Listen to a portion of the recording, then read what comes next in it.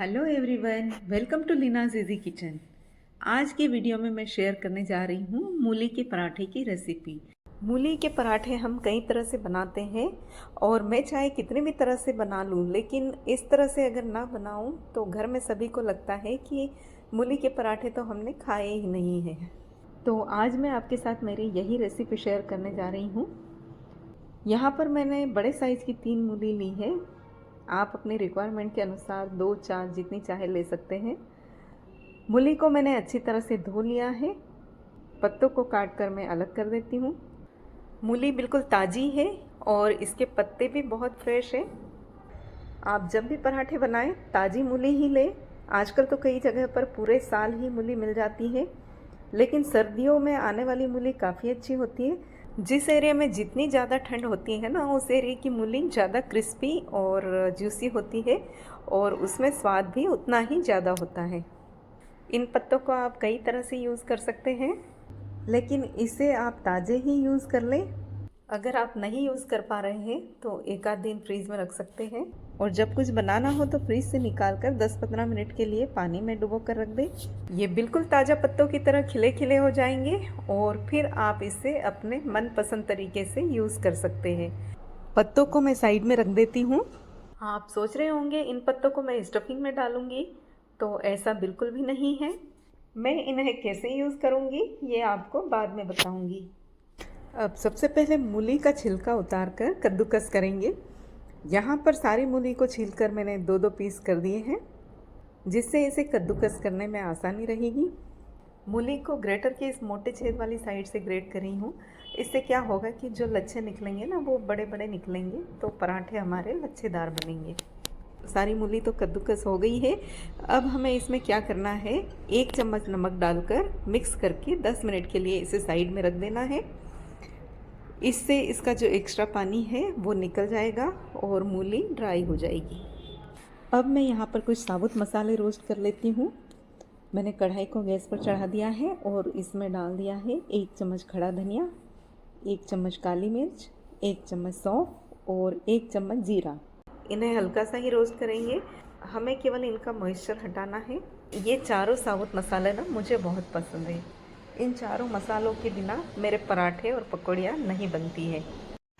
मैं इन्हें मोटा मोटा कूट कर डालती हूँ, तो पकौड़ियों और पराठों में इसका बहुत ही अच्छा फ्लेवर आता है।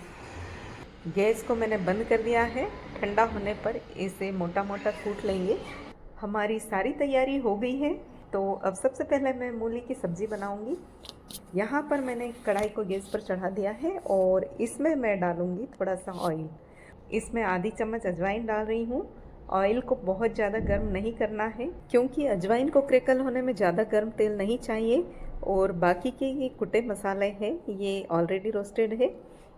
अब इसके साथ ही मैं डाल रही हूँ ये बारीक कटा हुआ प्याज। प्याज डालना ऑप्शनल है, आप डालना चाहे तो डालें और नहीं डालना चाहे तो स्किप कर दें। जब तक ये प्याज भून रही है तब तक मैं मूली का पानी निचोड़ कर तैयार कर लेती हूँ। गैस को मैंने सिम पर कर दिया है ताकि प्याज जले नहीं। कुकिंग करते टाइम इन सब छोटी छोटी बातों का ध्यान रखना बहुत ज़रूरी है। ये देखिए, मूली को निचोड़ कर पानी अलग कर दिया है। पानी को मैंने साइड में रख दिया है। इस पानी को आप कई तरह से यूज़ कर सकते हैं। पराठे का आटा इससे गूँथ सकते हैं, दाल या सब्जी में डाल सकते हैं, इसमें बूंदी डालकर रायता बना सकते हैं, वो भी बहुत टेस्टी लगता है। रायते की लिंक डिस्क्रिप्शन बॉक्स में शेयर कर दूंगी, वो आप ज़रूर देखिएगा। दूसरी तरफ यहाँ प्याज भून गई है। इसमें डालेंगे कूटा हुआ अदरक और हरी मिर्च। अदरक और हरी मिर्च के पेस्ट की बजाय जब हम इसे मोटा मोटा कूट कर डालते हैं तो ये ज़्यादा टेस्टी लगता है।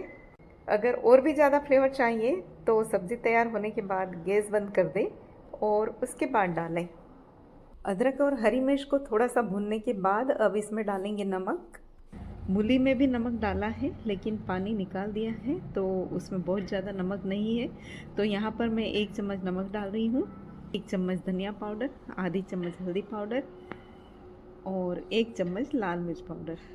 थोड़ी देर मसालों के साथ भूनकर फिर इसमें मूली डाल देंगे। मूली को निचोड़ते वक्त इसमें थोड़ा थोड़ा पानी मैंने छोड़ दिया है, जिससे उसी पानी से मूली अच्छी तरह सीज जाएगी। इसमें डाल रही हूँ 1 चम्मच आमचूर पाउडर। ये ½ टी स्पून का मेज़रमेंट है, तो 2 बार डाल रही हूँ। और आधी चम्मच डाल रही हूँ काला नमक। इन सबको अच्छी तरह से मिक्स कर लेंगे। इसमें क्या होता है ना, मूली की सब्ज़ी को कितना भी पका लो ये बाइंड नहीं होती है, कितना भी पानी सुखा लो, चाहे जो कुछ कर लो, ये ऐसे ही बिखरी हुई रहती है। तो इसको बाइंड करने के लिए इसमें थोड़ा सा भुना हुआ बेसन डालेंगे, जिससे ये आपस में अच्छी तरह से बाइंड हो जाए। अभी मैंने इसमें 2 चम्मच बेसन डाला है। कई सब्जियां ऐसी हैं जैसे लौकी, पालक, मेथी, अगर इनमें हम थोड़ा सा भुना हुआ बेसन डाल दें तो सब्जी का स्वाद कई गुना बढ़ जाता है। मैं हमेशा बेसन को भूनकर एक डिब्बे में भरकर फ्रिज में रखती हूँ, और जब भी मैं ऐसी कोई सब्ज़ी बनाती हूँ तो मुझे बार बार बेसन को भूनना नहीं पड़ता है। यहाँ पर सब्ज़ी में मैंने 2 चम्मच बेसन और डाला है। बेसन ऑलरेडी भुना हुआ है, तो सब्ज़ी में डालने के बाद इसे भूनने की ज़रूरत नहीं है। जस्ट मिक्स करेंगे और गैस को बंद कर देंगे। अब इसमें डालेंगे बहुत सारा धनिया। अभी धनिया की भरमार है तो खूब सारा धनिया डाल रही हूँ, वरना तो गर्मियों में धनिया होता ही नहीं है। जो थोड़ा बहुत होता है उसी से काम चलाना पड़ता है। सब्जी को टेस्ट करके देख लें, अगर मसालों की कुछ कमी हो तो इसी टाइम उसमें और मसाले मिला दें। भरवा पराठों की सब्ज़ी चटपटी ही होनी चाहिए, तभी पराठों में स्वाद आता है। बढ़िया सी सब्ज़ी बनकर तैयार हो गई है, खूब अच्छी तरह से बाइंड हो गई है। इसमें एक बात का ध्यान रखना है कि अब इस स्टफिंग को पूरी तरह से ठंडा करना है। जब भी हम भरवा पराठे बनाते हैं, चाहे वो किसी भी चीज़ के हो, तो भरावन का ठंडा होना बहुत ज़रूरी है। अगर गर्म हुआ तो बेलते वक्त बाहर निकल आएगा, और मूली की सब्ज़ी तो वैसे भी बाहर निकलती ही है। सब्ज़ी को मैंने प्लेट में निकाल लिया है। अब इसे ठंडा करने के लिए फ्रिज में रखेंगे और पराठे के लिए आटा तैयार कर लेंगे। यहाँ पर मैंने 2 कप गेहूं का आटा लिया है। हमेशा मैं इसमें या तो थोड़ा सा बेसन डालती हूँ जिससे पराठे क्रिस्पी बनते हैं, या तो ज्वार का आटा डालती हूँ जिससे पराठे मुलायम बनते हैं। अभी मैं सिर्फ गेहूं का आटा ही ले रही हूँ। अब जाएगा आटे में नमक। नमक डालना ज़रूरी है, नहीं तो पराठे फीके लगेंगे। आप चाहें तो इसमें और मसाले भी ऐड कर सकते हैं। ये मूली की पत्तियां हैं जिसे मैंने अलग कर लिया था, उसे अच्छी तरह से धोकर बारीक बारीक काट लिया है। इसे मैं आटे में डाल रही हूँ। आप चाहे तो जो सब्ज़ी बनाई है उसमें डाल सकते हैं, पर मुझे आटे में डालना पसंद है। इससे पराठे के ऊपर पत्तियों का जो ग्रीन कलर आता है वो काफ़ी अच्छा लगता है। पत्तियाँ आप इससे कम या ज़्यादा ले सकते हैं। इसमें थोड़ी सी अजवाइन डाल रही हूँ। वैसे मूली की सब्ज़ी में भी अजवाइन डाली है, तो इसमें आप स्किप भी कर सकते हैं। और ये मोयन के लिए ऑयल इस बड़ी चम्मच से आधी चम्मच लिया है।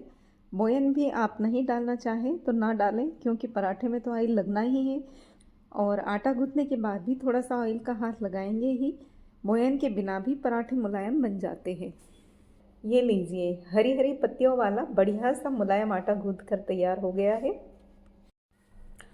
आखिरकार सारी प्रिपरेशन हो ही गई है। अब बारी है गर्मा गर्म पराठों की।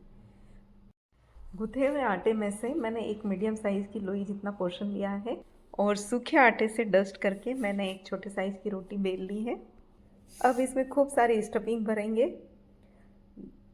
स्टफिंग आप जितनी ज़्यादा भरेंगे ना, पराठों का स्वाद उतना ही अच्छा रहेगा। और अब इसे चारों तरफ से उठाते हुए ऊपर की तरफ बंद करेंगे। अगर आप इस तरह से मैनेज कर सके तो ठीक है, और अगर नहीं कर सकते हैं तो चारों तरफ से आटे को इकट्ठा करके ऊपर से तोड़कर अलग कर दीजिए। अब इसे सूखे आटे से डस्ट करके हल्के प्रेशर के साथ बेल लीजिए। बेलते वक्त बीच में प्रेशर कम डालें, ज़्यादा प्रेशर से ना सब्ज़ी वहाँ से खिसक जाएगी।